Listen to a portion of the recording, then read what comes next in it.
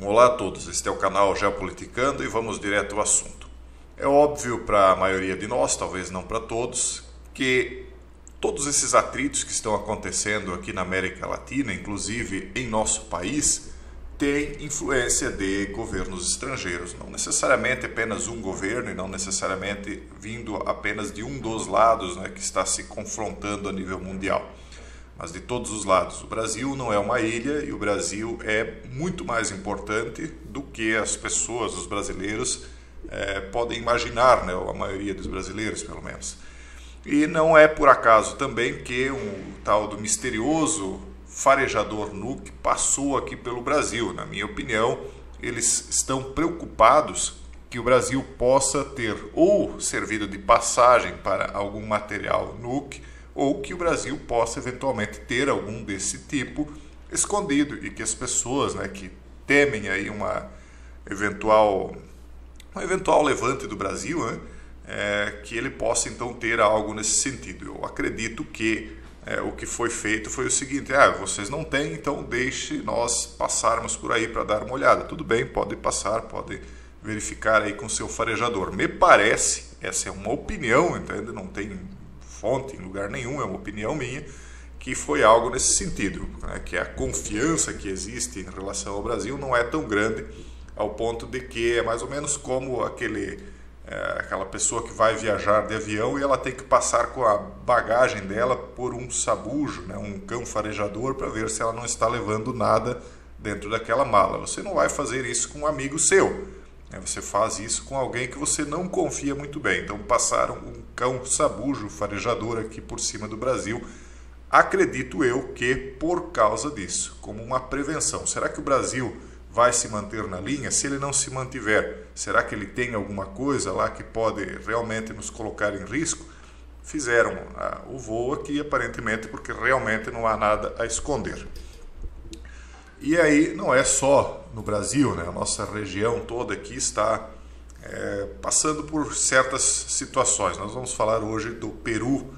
E esse artigo ele fala sobre a verdadeira razão por trás da crise no Peru, segundo a opinião, claro, do Simon Tegela, aqui, que é um jornalista britânico que está radicado em Lima, no Peru.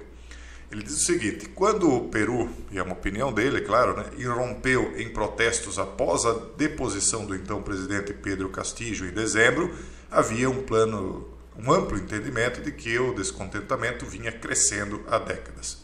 O impeachment de Castillo, após sua tentativa de autogolpe, foi apenas a gota d'água para seus partidários, principalmente os mais pobres da zona rural, que acreditavam nas propostas populistas do ex-professor de erradicar a pobreza, confrontando o establishment de Lima, que por décadas os ignorou e marginalizou.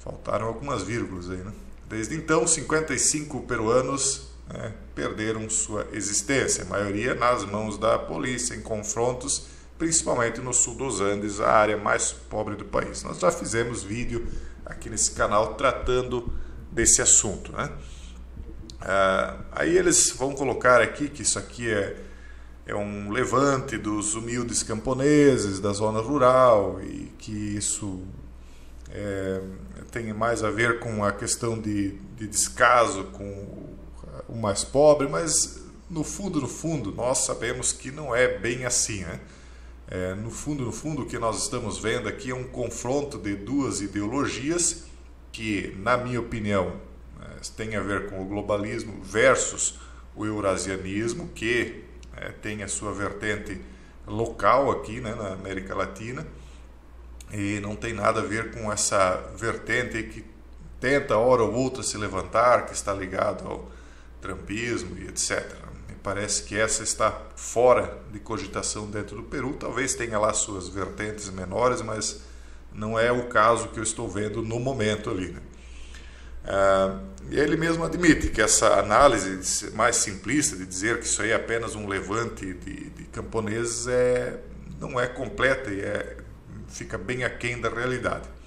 Então ele diz: sim, a fúria sobre a dramática expulsão de Castillo está profundamente ligada a questões de identidade, desigualdade econômica gritante e o fracasso de longo prazo do modelo econômico radicalmente laissez-faire do Peru em distribuir de forma justa os benefícios de seu boom nas últimas décadas. Lógico, porque para você ter uma massa de manobra, você tem de ter pessoas descontentes, né? Há muita gente descontente na América Latina, porque é um continente extremamente pobre, né?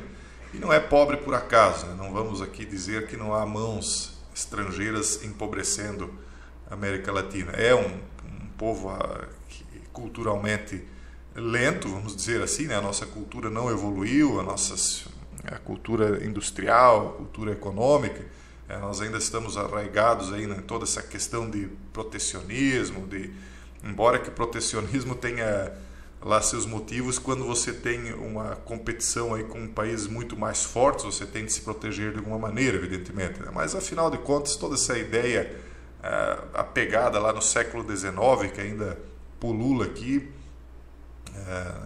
na América Latina, é responsável por isso, mas não é só isso. O caso é que mãos mais fortes de outros países aí fazem questão de que a nossa região não se desenvolva, né? O Brasil, os outros países de uma maneira geral.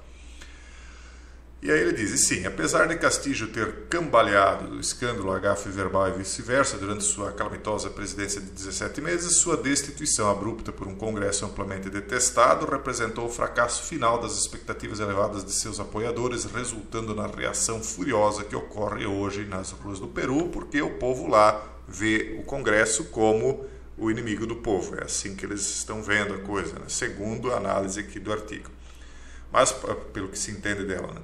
Mas para entender verdadeiramente a implacável crise política do Peru, desde muito antes da queda de Castillo, você pode reduzi-la a um único fator, a corrupção.